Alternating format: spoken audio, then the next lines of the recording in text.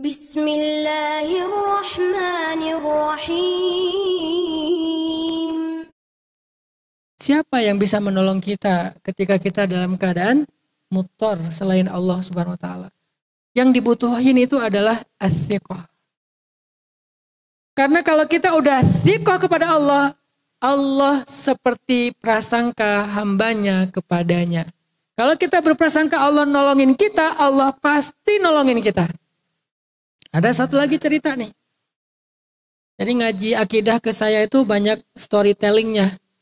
Bukan banyak teori karena saya sendiri ngerasa kalau teori berat.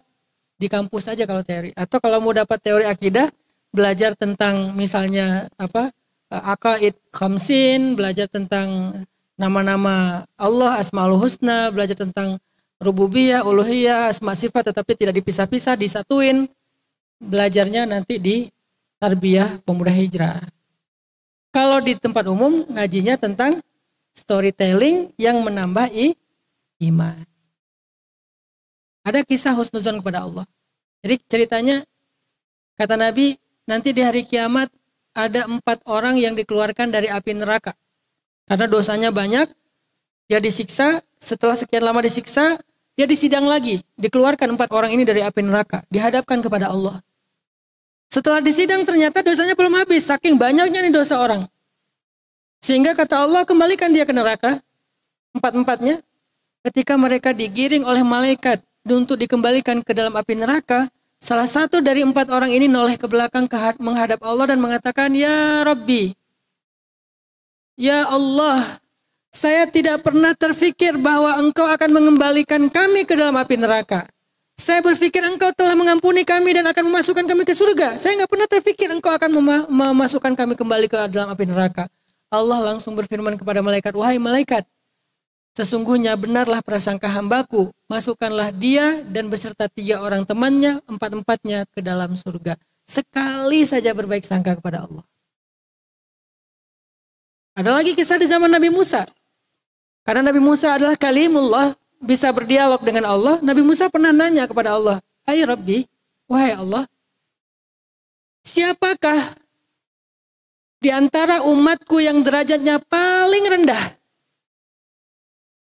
Siapakah di antara umatku yang derajatnya paling rendah?" Artinya yang paling terakhir masuk surga, yang paling lama di neraka, yang paling susah nanti di akhirat. Siapa di antara umatku?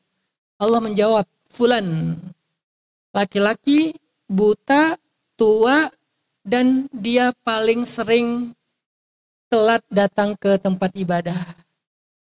Sesekali datang telat, seringnya nggak datang. Itu mirip dengan beberapa orang yang sholat setahun cuman pas Idul Fitri. Telat lagi.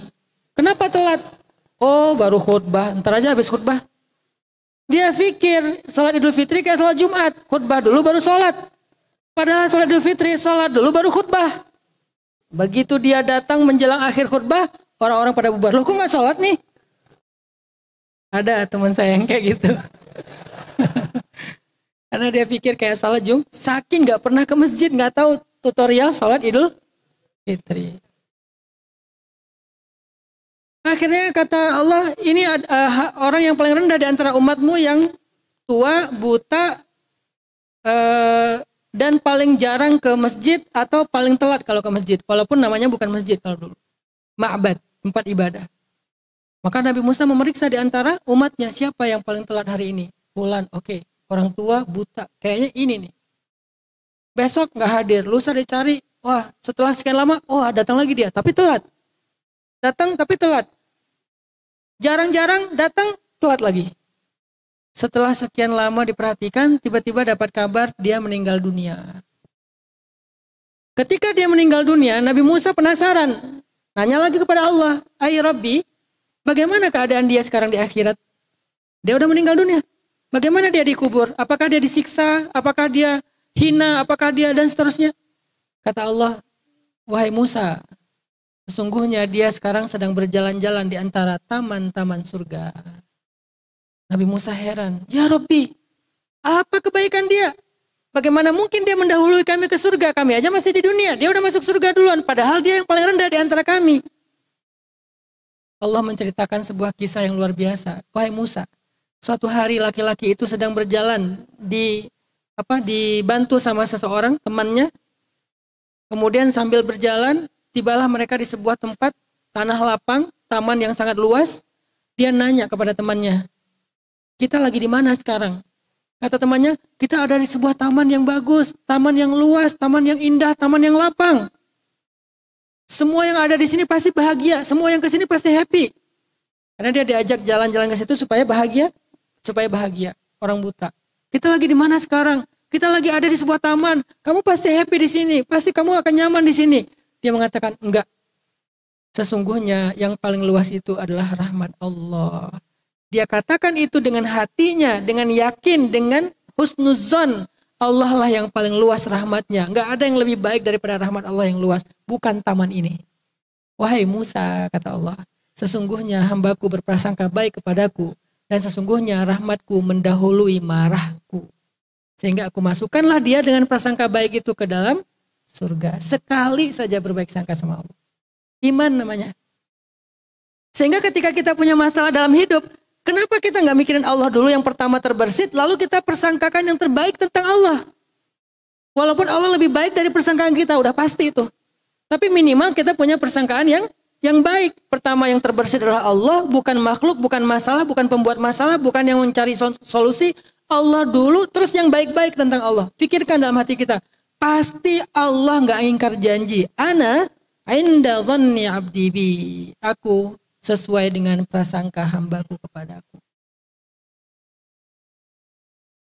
Itu yang disebut dengan thiqah, teman-teman. Itulah modal. "Ustadz, saya udah berprasangka baik sama Allah, kok hasilnya gini?" Itu namanya bukan berprasangka baik, itu menuntut.